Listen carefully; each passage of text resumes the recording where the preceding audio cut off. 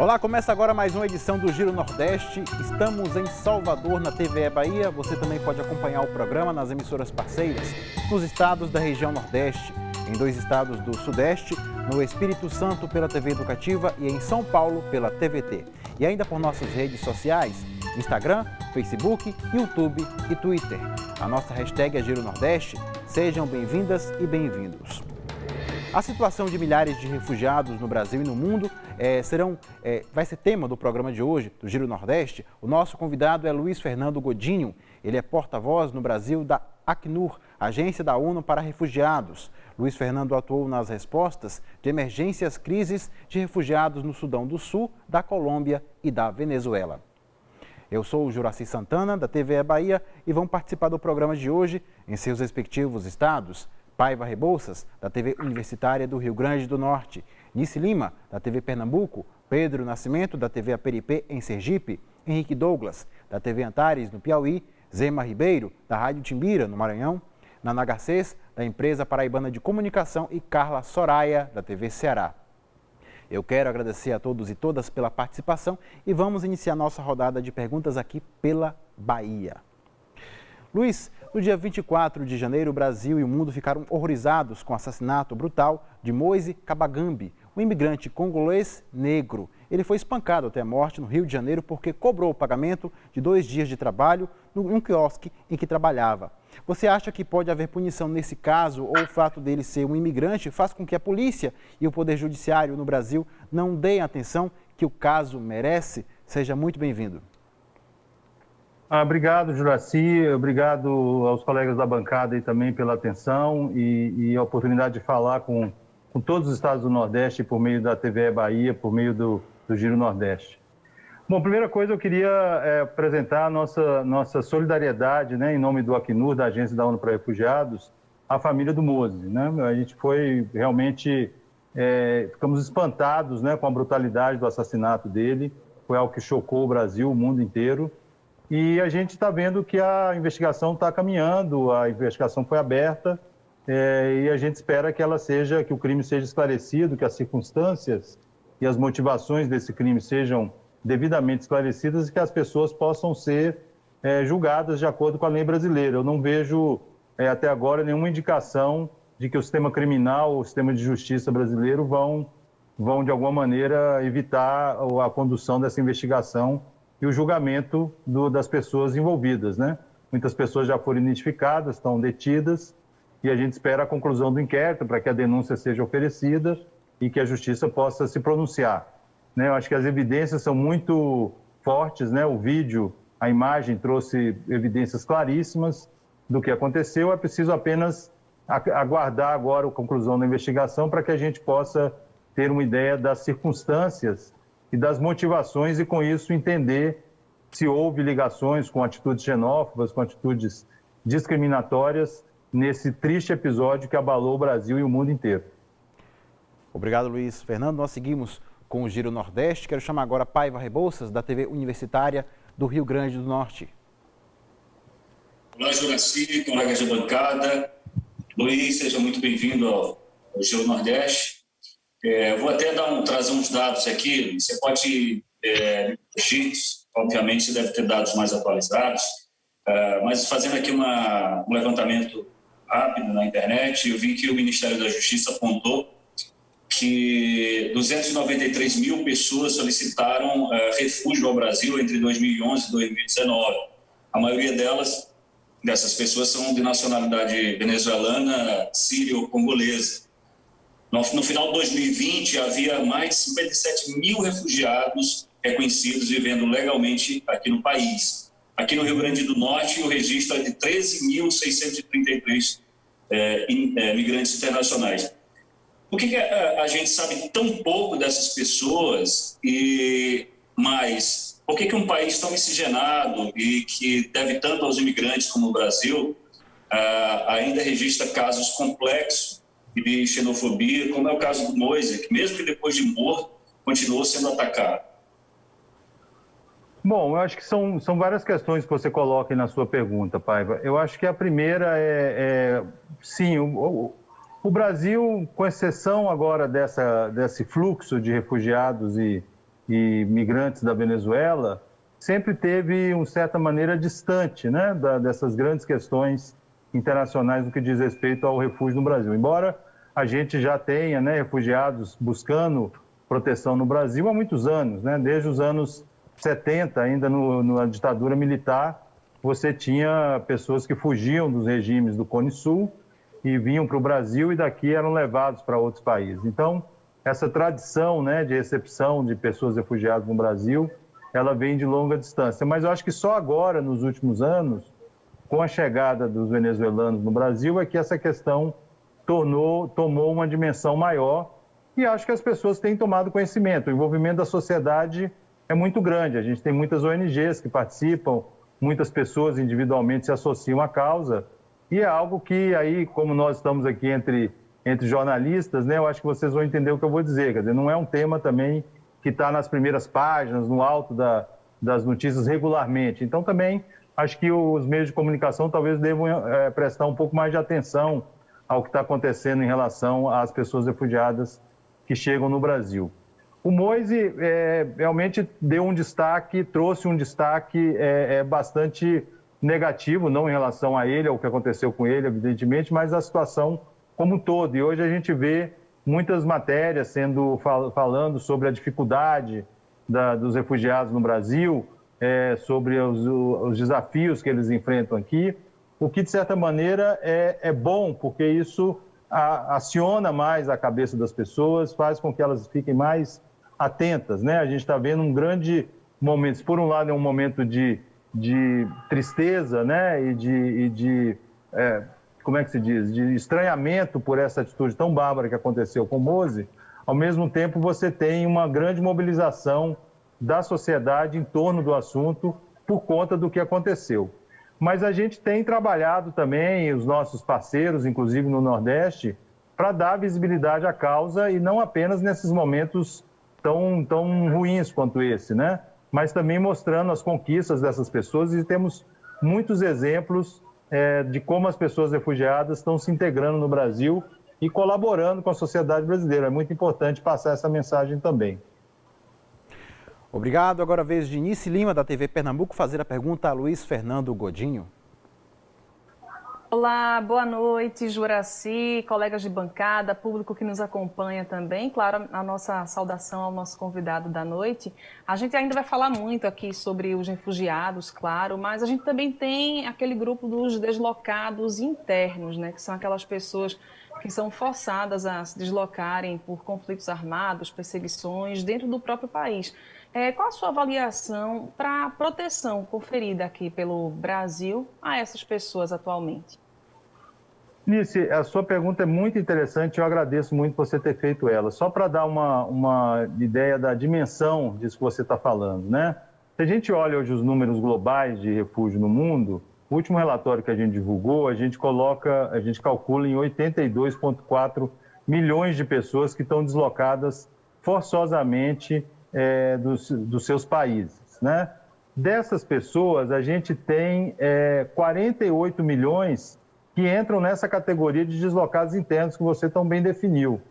Ou seja, pessoas que deixaram seus locais de origem sem necessariamente cruzar uma fronteira internacional em busca de proteção, né? Então, realmente, esse movimento do deslocamento forçado ao longo do mundo, ele tem muitas facetas e uma delas é essa, é a questão dos deslocados internos, que sofrem os mesmos problemas das pessoas refugiadas, mas por uma série de razões não tomam a decisão de cruzar uma fronteira internacional e buscar essa proteção que eles perderam no país deles em outro país.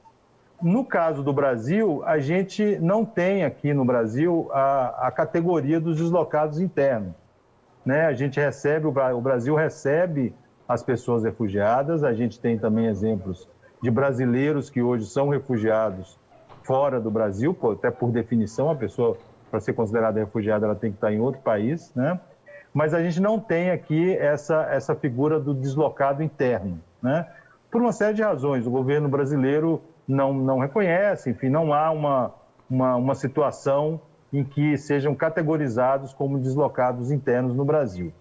Então, eu posso te responder assim, infelizmente, sem poder mencionar a questão dos deslocados internos, mas concordando com você no sentido de que sim, o deslocamento interno hoje é um problema bastante grande e que a gente pode até considerar, digamos, como uma antessala do refúgio, né? Porque aquela pessoa que está ali tentando escapar de uma situação e se ela circulando pelo seu país, se em um determinado momento ela percebe que essa situação não tem jeito, ela vai acabar cruzando uma fronteira, abandonando o seu país e buscando essa proteção em outro local. A gente viu isso muito aqui no Brasil em relação aos colombianos, né? Muitos dos colombianos que buscaram refúgio no Brasil passaram por esse processo de deslocamento interno dentro do seu país. E a gente nota isso também, esse certo padrão, no caso do fluxo venezuelano.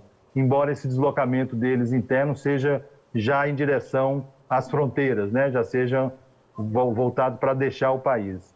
Então, o mecanismo brasileiro de proteção dessas pessoas está voltado mais para aquelas que se apresentam como pessoas refugiadas e solicitam o reconhecimento dessa condição junto ao governo brasileiro. E vamos girar, temos muitos assuntos para tratar com Luiz Fernando Godinho. Quero chamar agora Pedro Nascimento, da TV Aperipê, em Sergipe. Olá, Juraci, colegas de bancada. Os cumprimentos também ao pessoal de casa que acompanha a gente e ao nosso entrevistado de hoje. Luiz, em comparação a outros países, a política de acolhimento humanitário do Brasil aos imigrantes, ela apresenta quais falhas na vivência do senhor? E quais pontos dessa política eles podem ser reconhecidos como referência para outros países? Obrigado, Pedro. Obrigado pela sua pergunta. Não vou começar pela segunda metade. A política brasileira de refúgio, né, foi instituída em 1997, quando se aprovou uma lei brasileira sobre o tema, né? A lei está fazendo 25 anos esse ano. E ela é reconhecida internacionalmente porque ela, primeiro, ela dialoga diretamente com a Convenção Internacional da ONU sobre o tema, que é de 1951. Ou seja, ela repete no seu corpo a definição da pessoa refugiada, né? Aquela pessoa, como eu estava explicando, que deixa o seu país ou é forçada a deixar o seu país por perseguição, por motivos políticos, religiosos, étnicos, por opiniões que essa pessoa tenha, por pertencer a um grupo social específico. Então, a lei brasileira não só repete essa definição que vem da Convenção, como também considera pessoas refugiadas aquelas que estão em alguma situação de grave generalizada violação de direitos humanos, que é considerada uma definição ampliada do que é a pessoa refugiada. Então, isso é uma primeira coisa que é celebrada na lei brasileira.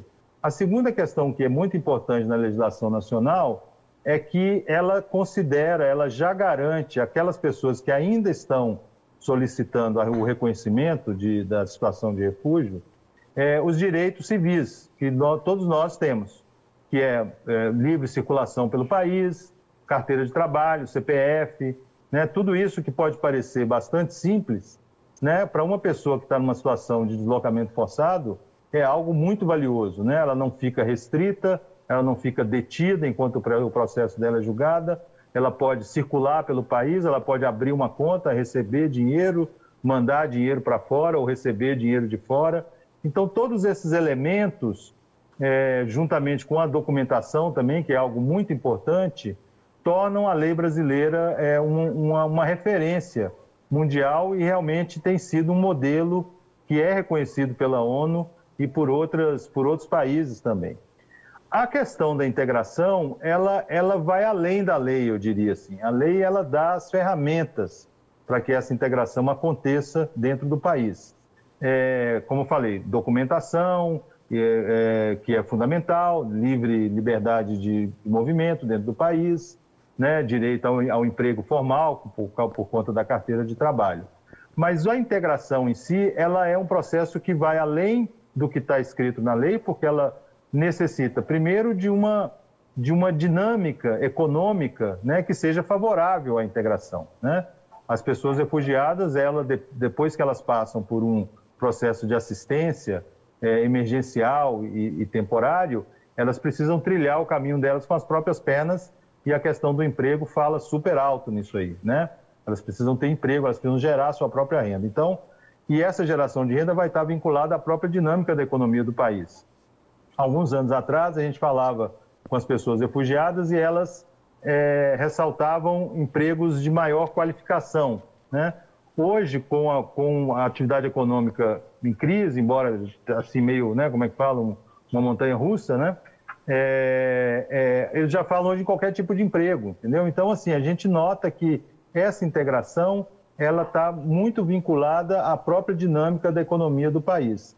A lei dá as ferramentas, não há qualquer restrição, por exemplo, a que uma pessoa refugiada seja contratada por qualquer empresa do país, como qualquer um de nós, com os mesmos direitos e deveres de qualquer brasileiro. Mas é a atividade econômica que vai, eu acho que dá o ritmo dessa integração em muitos casos. E, claro, envolve também, a gente não pode deixar isso tudo na mão do Estado, né? Na mão do governo, seja qual seja o governo de plantão, não é na mão do Estado, para falar de uma maneira mais ampla. A sociedade tem um papel muito grande na integração dessas pessoas, o setor privado tem um papel muito grande na integração dessas pessoas, que é entender, e o que a gente está fazendo aqui é muito educativo para o público, né? Entender quais são as razões para essas pessoas estarem aqui e dar a elas uma chance de recomeçar. Eu acho que isso vale para a gente como indivíduo. A gente pode ter uma pessoa refugiada, que é um vizinho, que é uma pessoa refugiada, um coleguinha da escola dos nossos filhos, né? Se a gente compreende isso e dá a essas pessoas a oportunidade de recomeçar, a integração delas aqui vai ser muito mais rápida e eu posso lhe garantir que vai contribuir muito com a sociedade brasileira. Obrigado mais uma vez, Luiz Fernando. A nossa hashtag, para quem quiser fazer perguntas e comentários, é Giro Nordeste. E vamos à participação de Henrique Douglas, da TV Antares, no Piauí. Olá, saudações piauienses a todos. Também quero saudar o nosso convidado, Luiz Fernando.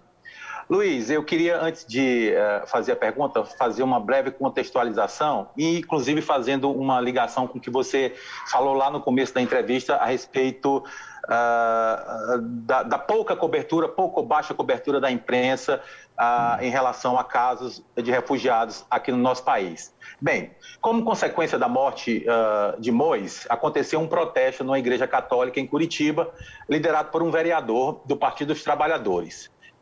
Isso levou uma parcela de políticos, oportunistas e simpatizantes radicais a fazer comparações distorcidas. Esqueceram de mencionar, por exemplo, que o local do protesto tem uma representatividade muito grande para a população negra, pois foi uma igreja construída por negros em 1737, chamada Nossa Senhora do Rosário dos Pretos de São Benedito, e depois demolida em 1931, a reconstrução de uma nova igreja, uma espécie de apagamento.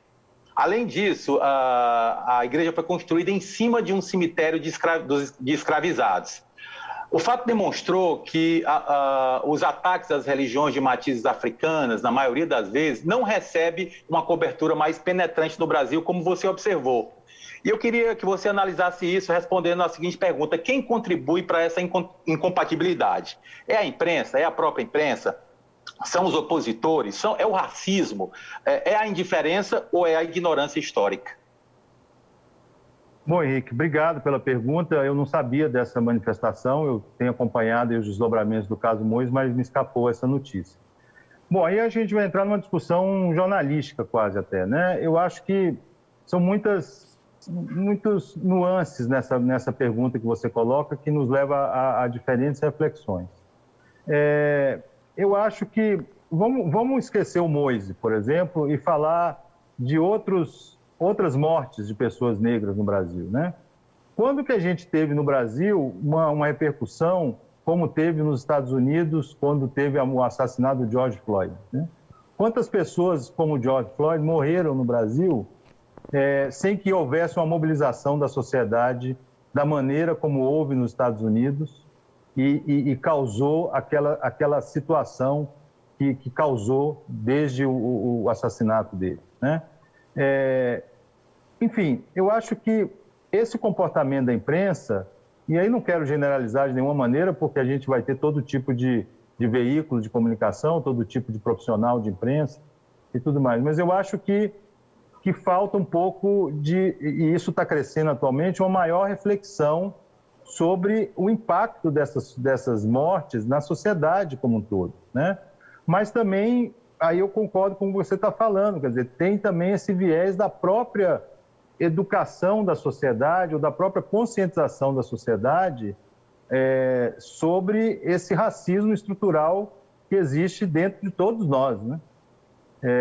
Então, se a imprensa, né, tem aquela máxima, se a imprensa reflete a sociedade, essa baixa cobertura desses casos de menor destaque, mas que deveriam causar, né, indignação igual ao que aconteceu com o Mose, talvez derive dessa falta de conscientização da sociedade sobre as questões do racismo, sobre a vulnerabilidade das pessoas negras e tudo mais. Isso eu acho que está mudando, né?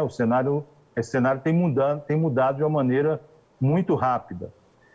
Um outro componente que você coloca é essa manipulação, né, política do tema, né? E isso vale para esse caso que você relatou, como vale para outros casos, como vale para questões também de xenofobia contra pessoas refugiadas, contra estrangeiros como um todo, né?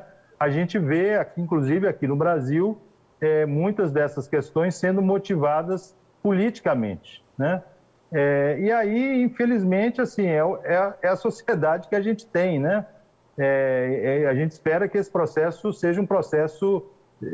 educação seja um processo contínuo, que vai mudar, esperamos, numa velocidade maior do que a que vem acontecendo atualmente, e que a sociedade possa se chocar mais e se mobilizar mais quando algo isso acontece. Não é, o Mose ganhou essa dimensão por várias razões. Primeiro, pela brutalidade das imagens, né? E que aquilo era uma coisa incontestável, não tinha como a pessoa ficar, né, imparcial àquilo que foi mostrado, né? Então aquilo já foi, assim como o caso do George Floyd, em que a morte dele foi filmada ao vivo, né? Então a imagem, aí a gente entra numa outra discussão filosófica sobre o poder da imagem, né? Quer dizer, a imagem detonou esse movimento de certa maneira. Mas quantas outras pessoas negras morrem também em circunstâncias parecidas, e isso não causa, não digo nenhuma cobertura da imprensa, não causa uma mobilização social, entendeu? E a sociedade deveria se mobilizar com outros Moises que acontecem por aí, entendeu? Com outros... Uma semana depois do Mose, teve um caso de um rapaz venezuelano que foi assassinado em São Paulo por causa de um aluguel de R$100. Causou mobilização isso? Não causou nada. Saíram 2, 3 matérias e o assunto morreu. É culpa da imprensa ou é culpa da sociedade? É difícil responder essa pergunta, mas eu acho que as coisas estão interligadas, né? Eu acho que se a sociedade tivesse um engajamento maior, isso refletiria na imprensa, que por sua vez criaria uma onda maior de pressão para que essas coisas não se repetissem. O Black Lives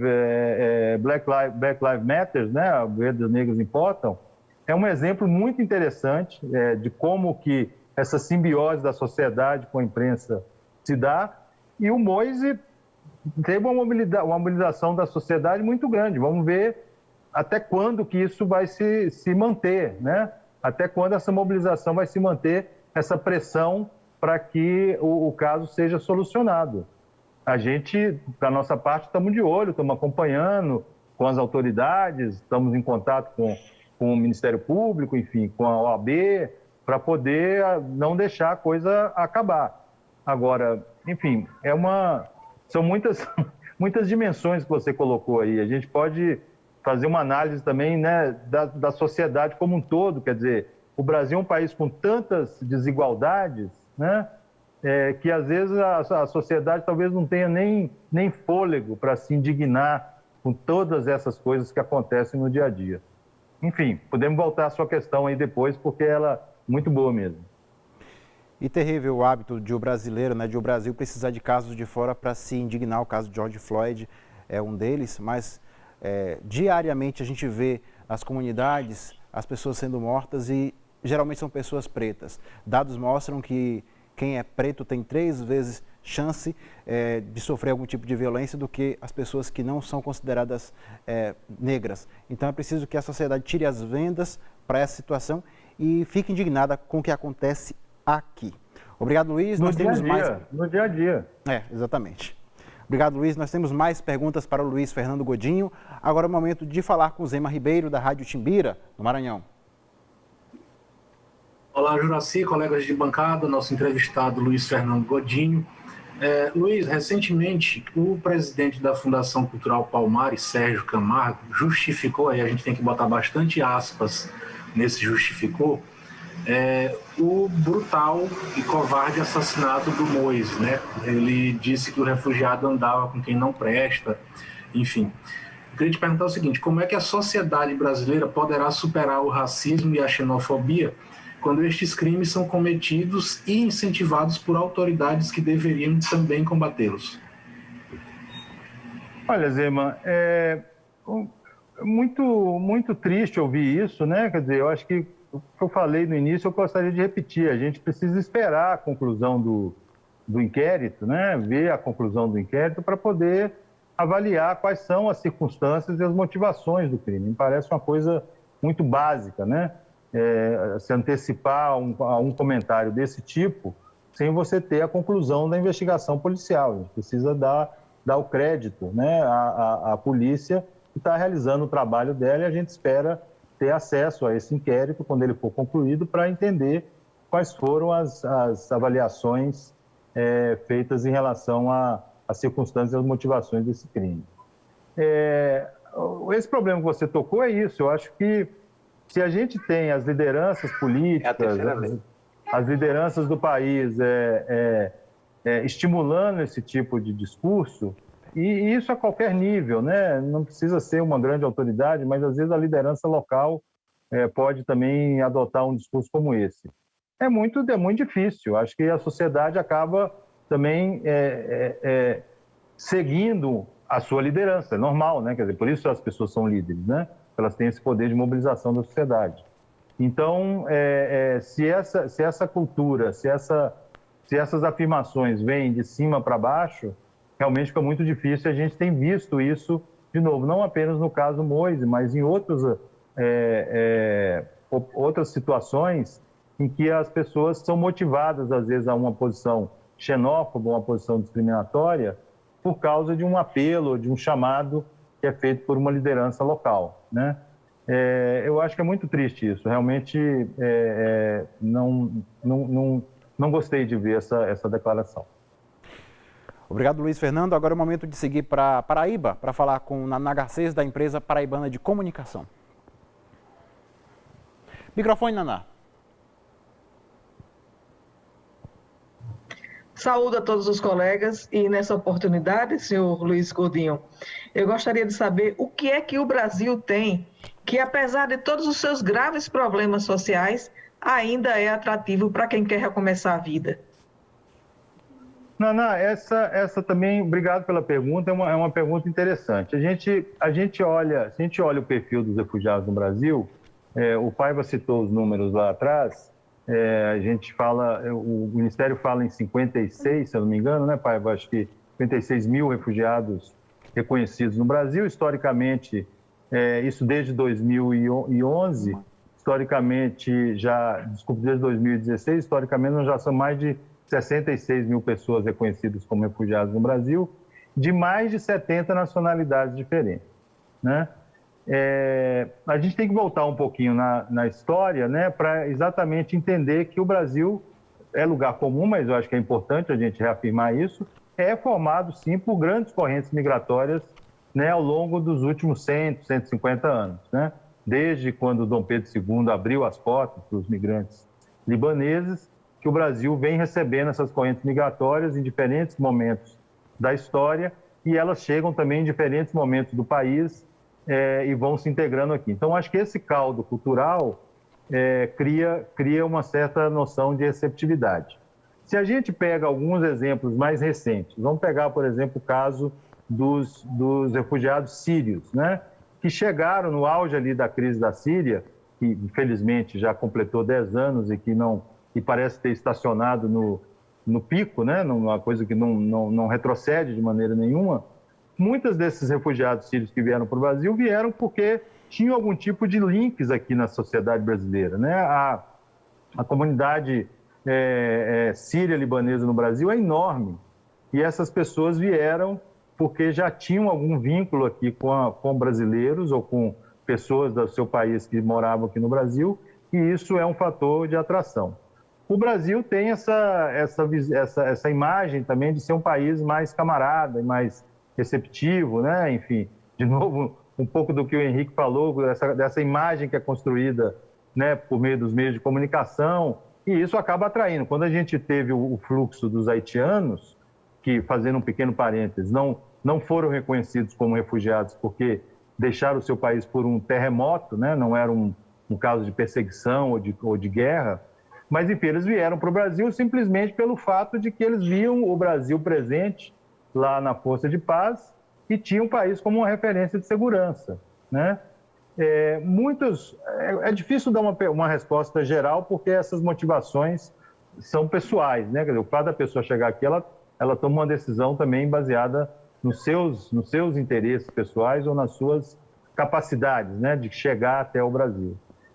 Mas eu acho que as pessoas encontram aqui, com alguma ressalva, um ambiente propício para que elas possam, por exemplo, não ter uma perseguição religiosa como sofriam nos seus países, a possibilidade de proclamar os seus credos, as suas crenças religiosas de uma maneira mais livre. Existe essa miscigenação de várias partes do país, né? E o Nordeste, a Bahia especialmente, é um exemplo muito forte disso, né? Em que as pessoas conseguem encontrar essa interação multirracial em várias partes do país, ao contrário de países que têm uma formação etnográfica muito homogênea, em que essa interação é mais difícil, ou que as pessoas naturalmente vão ficar em guetos. E eu acho que o Brasil passou por um boom, né? De crescimento econômico que se tornou, de certa maneira, atrativo. Mas, de novo, é muito difícil ter algumas respostas definitivas nessa questão. A dinâmica do deslocamento forçado é muito complexo e muito variado, né? Hoje a gente tem uma situação como essa. Se amanhã o cenário no Brasil muda, o cenário econômico principalmente, a gente pode ter uma outra dinâmica de chegadas até o país. E só para completar, eu acho que a pergunta, não sei se foi do Pedro, a questão da lei tem a ver com isso também, porque se a lei garante que as pessoas refugiadas não ficarão, por exemplo, detidas num centro de detenção esperando o caso dela ser julgado, se a lei permite que essas pessoas tenham uma carteira de trabalho e possam entrar no mercado de trabalho de maneira formal, eu acho que isso faz uma diferença e elas acabam, de alguma maneira, essa informação circula e as pessoas acabam vendo o Brasil como uma opção. Mas só para completar a resposta da Naná, eu acho que é importante um outro dado, Naná, também global. 80% ou pouco menos dos refugiados no mundo estão próximos dos países onde acontecem os conflitos. O que isso demonstra para a gente? Que essas pessoas chegam, elas não querem ir muito longe, entendeu? Elas querem voltar para casa. Elas acham que em algum momento elas vão conseguir voltar, que aquilo que forçou elas a deixar o país delas vai acabar e elas vão poder voltar. Então a gente tem refugiados aqui de país muito distante.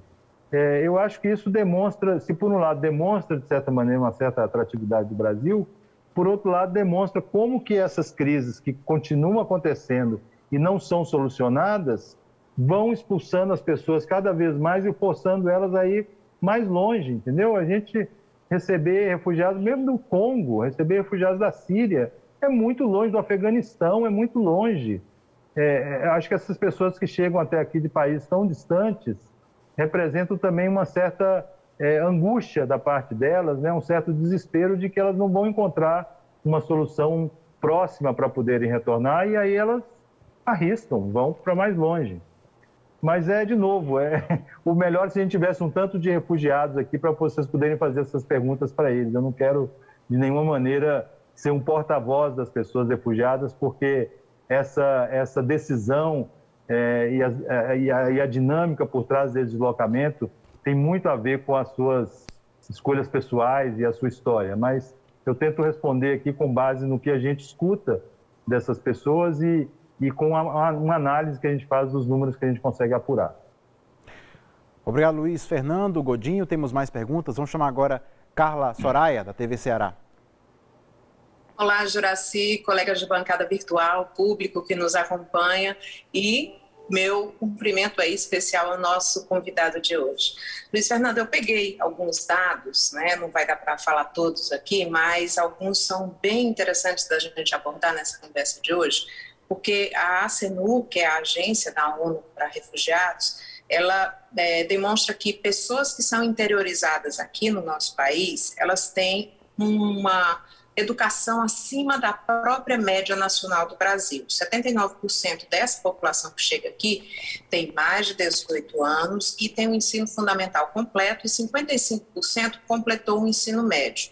E aí eu te pergunto, como é que você lida com uma situação ou como a agência ajuda as pessoas que querem contribuir com dias melhores para essas pessoas aqui no país, contratando como mão de obra, mesmo que seja uma mão de obra secundária, mas essa mão de obra vai competir com os milhões de desempregados que existem aqui no Brasil.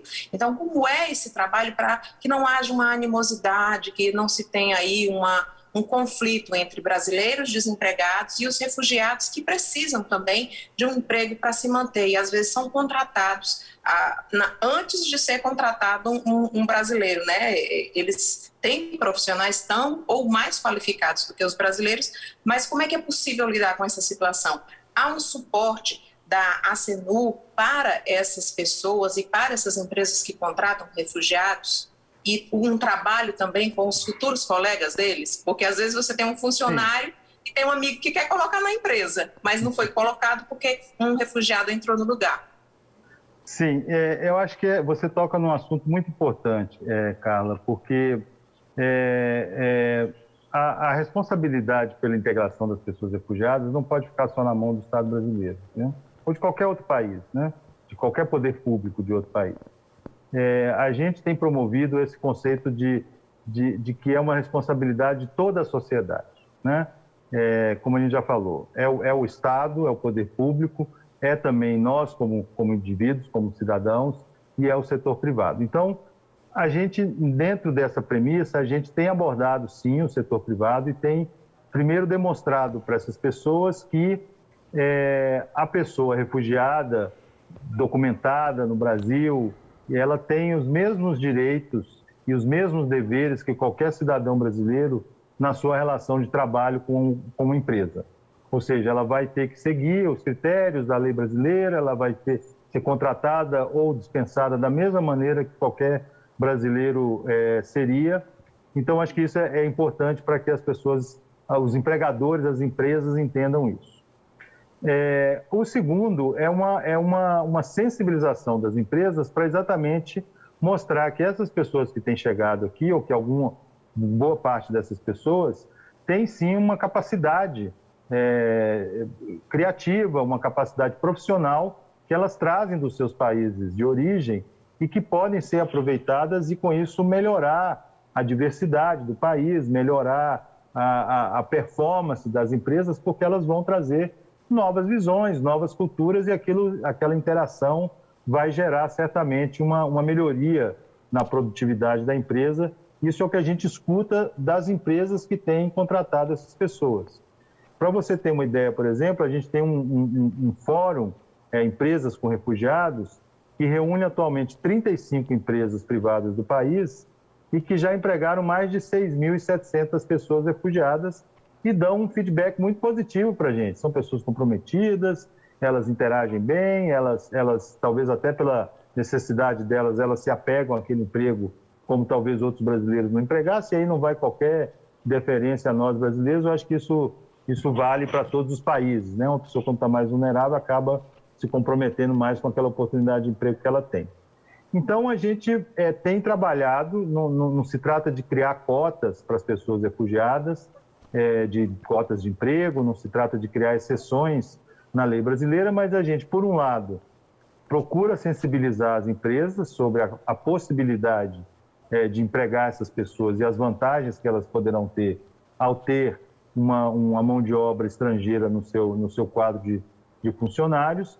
E, por outro lado, a gente procura também capacitar as pessoas refugiadas para entrar no mercado de trabalho, seja por meio de cursos que são oferecidos pelas ONGs que atuam conosco, ou por meio de iniciativas mais específicas, como uma que a gente tem voltada exclusivamente para mulheres refugiadas, né? Para que elas possam se capacitar melhor, ou para abrir o seu próprio negócio, ou para ingressarem no mercado de trabalho. O que eu vou tomar liberdade de discordar com você é dessa competição com o brasileiro. Primeiro, eu acho que foi uma comparação numérica, né? Se a gente for olhar 50, vamos pegar o número maior, 60 e poucos mil, 62 mil pessoas reconhecidas como refugiadas. Eu não tenho dado aqui, mas se você fizer um corte, quem está com a idade economicamente ativa, acho que não gera uma competição a nível de estão roubando os empregos dos brasileiros. Eu acho que essa é uma premissa que não corresponde à realidade. Existe sim esse discurso, mas eu acho que ele não, na prática, ele não existe, porque o número é muito pequeno, né? A gente está falando de pessoas que estão conseguindo, às vezes, ocupações que não têm mais interesse por parte dos brasileiros, né? Não é à toa que muitas das empresas, e você mencionou o processo de interiorização, né, que se dá mais exatamente com a população venezuelana, as empresas estão buscando essas pessoas lá em Roraima, né? A Operação Acolhida, que tem uma divisão, uma unidade para cuidar apenas da interiorização, tem um diálogo aberto com as empresas de todo o país que vão buscar essa mão de obra lá, porque elas já não encontram pessoas brasileiras interessadas naquele tipo de emprego que elas estão oferecendo. Então, mas acho que não há tipo de conscientização desse trabalhador? Por exemplo, o exemplo que eu te dei foi, tem um trabalhador ali que tem uma pessoa desempregada na casa dele e viu um refugiado ser contratado. Ele é conscientizado de que aquela pessoa é tão competente quanto o amigo dele ou o parente dele que poderia estar ali, mas ele precisa também de um apoio, ou seja, uma integração entre os brasileiros e os refugiados que vão trabalhar juntos? Olha, a gente tem exemplos, por exemplo, de pessoas refugiadas que abriram negócio e contrataram brasileiros, né? Muitos na área de gastronomia, por exemplo, na área de serviços em geral, iniciativas muito interessantes de pessoas refugiadas que abrem os seus negócios e que passam a contratar brasileiros, né? Essa sensibilização que você fala tão individualizada, eu tenho que admitir que a gente não consegue fazer, a gente não tem capacidade de chegar a um micro-universo assim tão específico como esse, né? Mas eu acho que ao trazer, ao dar luz, ao dar visibilidade para como essas pessoas refugiadas estão colaborando com a economia do país, abrindo seus negócios, pagando impostos, contratando outros brasileiros, a gente demonstra que é possível ter essa convivência sem esse espírito de competição. E, de novo, eu acho que as empresas estão buscando essa mão de obra porque não conseguem recrutar essas pessoas junto aos próprios brasileiros e brasileiras. Eu acho que as empresas poderiam responder melhor, talvez, essa pergunta, mas o fato é esse: a gente tem tido constantemente, né, voos de interiorização desde o Roraima para empresas do Sul, para empresas do Sudeste, do Centro-Oeste, mesmo para o Nordeste, que as pessoas já vão com o emprego encaminhado, porque já passaram por entrevistas, já mostraram as suas credenciais e foram contratadas pelas empresas em diferentes áreas da economia. Obrigado, Luiz Fernando. E agora é hora da participação do público do Giro Nordeste. Fábio Paranhos está assistindo pelo YouTube e enviou a seguinte pergunta: Luiz, quando você conversa com refugiados, o que eles te dizem sobre o Brasil? Olha, eles sempre se mostram muito agradecidos pela recepção que tiveram aqui, pelo fato de poderem se livrar da situação que eles estavam e chegar num país que apresenta condições para poder reconstruir a vida deles. Esse é um fato, isso, todo mundo fala isso. Muitos vão, na sequência, dizer que estão passando por dificuldades, né? que precisam de um melhor emprego, que não estão conseguindo renda, a gente vai ouvir isso também, né? Outras pessoas vão já dar exemplos de integração. De novo, é muito difícil ter uma resposta única para isso. Eu tenho um chefe, foi meu chefe, não é mais. Eu gosto muito de repetir o que ele falava quando eu trabalhei com ele. Logo quando eu comecei aqui no Acnur, falou: refugiados não são aparelhos de televisão que vêm com um manual e tudo vai funcionar igualzinho. Cada um vai reagir de maneira diferente àquela situação em que ele se encontra.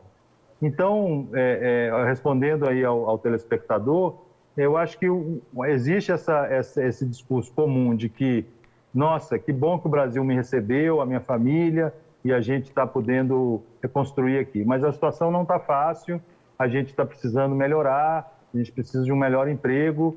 Então, isso tudo essa é mais ou menos a conversa que a gente tem, porque, de novo, casando com o que a gente falou antes, se a economia está mais dinâmica, essa conversa vai ser, eu acho que, um pouco mais positiva, né? Se a gente passa por um momento de situação econômica mais difícil, a gente vai ouvir mais reclamações em relação à empregabilidade, à sustentabilidade dessas pessoas. Mas o ponto comum, eu acho que é esse. Eu acho que todo mundo se sente aliviado de poder chegar num país que não está em guerra, né? Em que ela pode, de certa maneira, deixar para trás aqueles horrores que ela passou, e com dificuldade. Certamente não é fácil a vida de refugiado, né? Eu acho que ninguém quer ser refugiado, e a gente reconhece que não é fácil a vida de uma pessoa refugiada, mas ela pelo menos tem um pouco mais de paz para poder retomar a jornada dela. Obrigado mais uma vez. Esta entrevista está sendo exibida por televisões e rádios públicas. E vamos a mais uma pergunta daqui da Bahia para o porta-voz do Brasil da Acnur, Agência da ONU para Refugiados, Luiz Fernando Godinho. No ano de 2015, a Alemanha anunciou que receberia 800 mil imigrantes, refugiados de diversos países. O governo alemão ofereceu uma série de serviços públicos para essa população. Por que um país como a Alemanha aceitou receber tantos imigrantes? Bom, eu acho que analisando historicamente, e aí vai uma opinião pessoal minha, eu acho que foi uma opção da primeira-ministra à época, né, de reforçar esse compromisso da Alemanha com essa proteção internacional das pessoas refugiadas. Eu acho que eles tiveram ganhos muito importantes com isso. Existem vários estudos que demonstram, por exemplo, os ganhos do sistema previdenciário alemão com a chegada dessas pessoas que foram incorporadas à sociedade, passaram a contribuir com a previdência social alemã, e isso robusteceu todo o sistema previdenciário do país.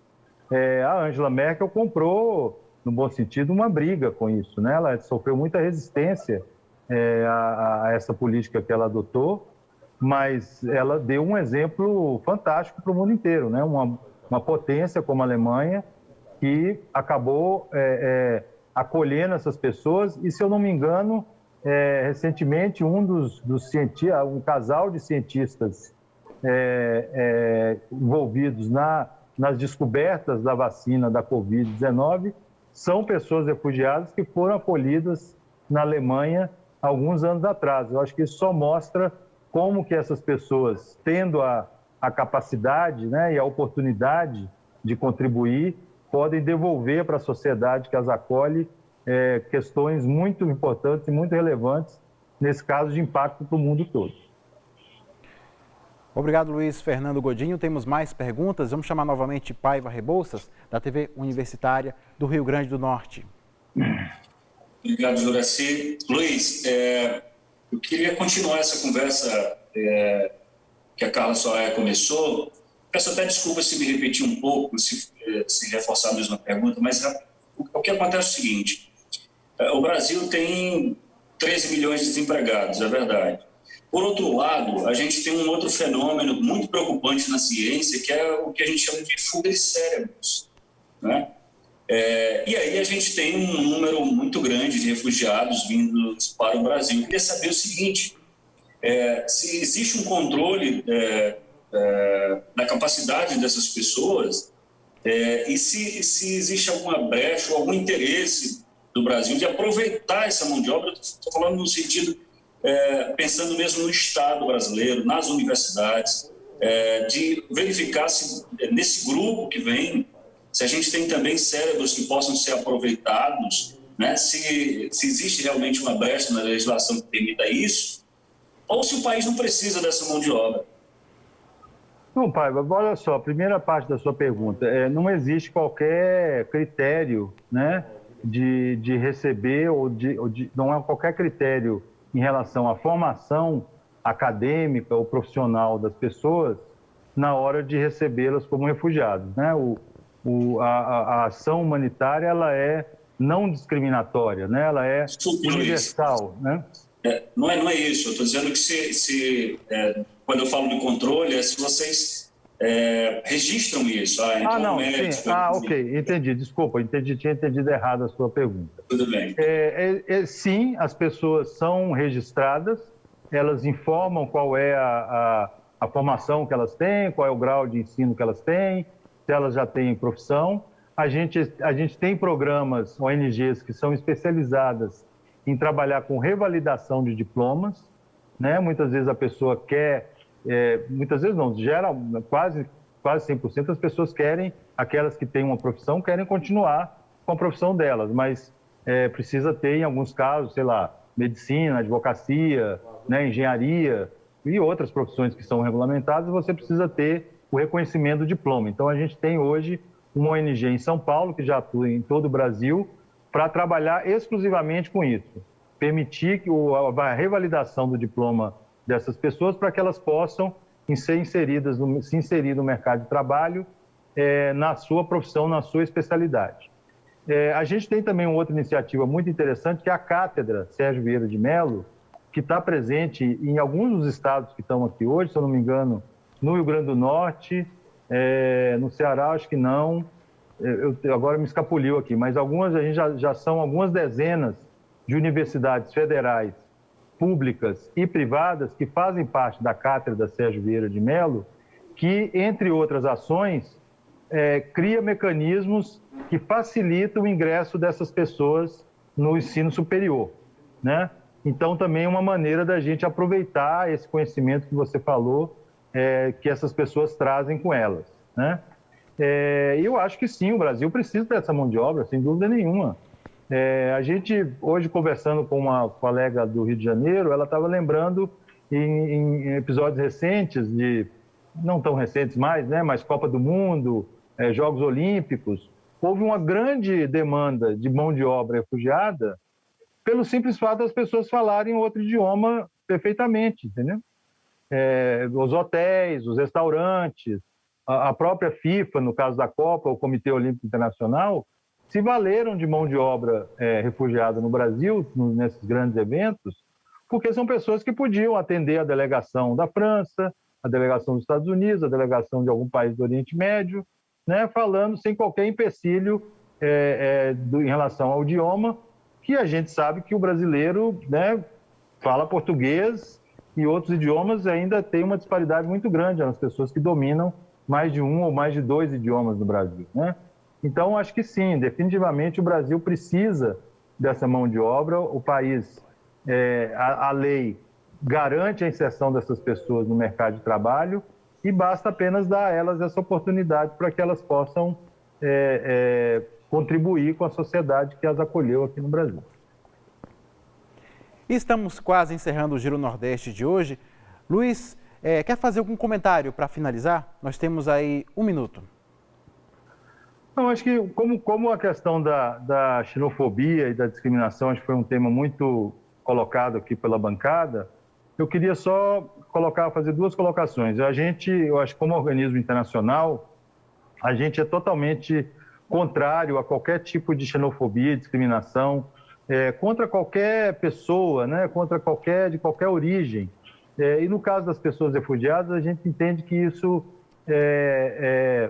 prejudica o processo de integração delas, né? E coloca a vida delas em risco, né? Então, a gente definitivamente gostaria de reforçar a nossa posição contrária a qualquer tipo de discriminação e xenofobia por parte contra as pessoas refugiadas e contra as pessoas em geral, né? E um outro ponto que eu queria ressaltar aqui é essa necessidade que a gente, como sociedade, né, as pessoas que nos ouvem aqui pelo programa, que nós, como sociedade, tenhamos essa consciência de que as pessoas foram forçadas a chegar aqui. Elas não acordaram num belo dia e vou para o Brasil tentar a vida. Não. Foi certamente algo muito traumático que forçou essas pessoas a vir para cá e elas precisam de uma chance para recomeçar. Então, eu acho que se a gente consegue dar a elas essa chance, elas vão florescer e vão certamente contribuir.